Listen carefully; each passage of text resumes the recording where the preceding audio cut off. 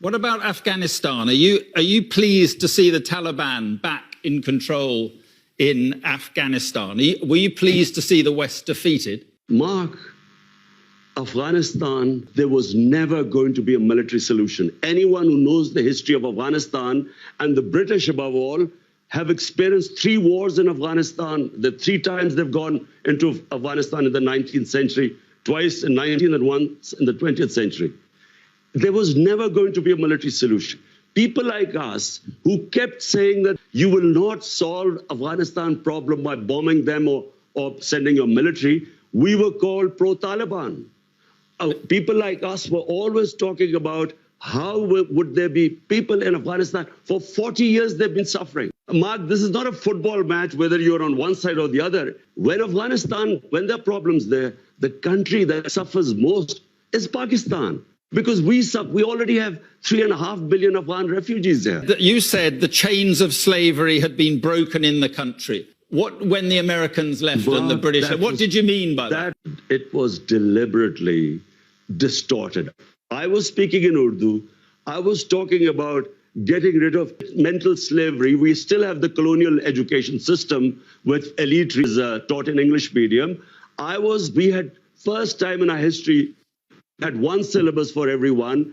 And I said that mental slavery is far worse than physical slavery. In that context, I refer to Afghanistan, where physical, they're fighting for their freedom. What about the slavery of women? Are you concerned that they seem to be going back on their commitment to allow girls back to school, and they're now insisting women cover their faces? Are you worried at all about what is happening there? Mark, I am not responsible or a spokesman for the Taliban. If there was any other solution, after 20 years of war, well, there should have been. You should have found some solution. But Pakistan has supported the Taliban. How? Who says this? By harbouring Taliban fighters inside Pakistan. Do you know something, Mark?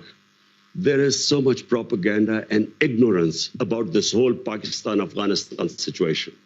Pakistan lost 80,000 people. No country which supported the US in the war on terror gives as many sacrifices as we did. The only reason we lost 80,000 people was because we joined the US war on terror. Because the US was trying to find a military solution in Afghanistan where none existed, we were blamed. A country that gives sacrifices, we were blamed for the lack of success in Afghanistan. What is happening in Afghanistan has nothing to do with us.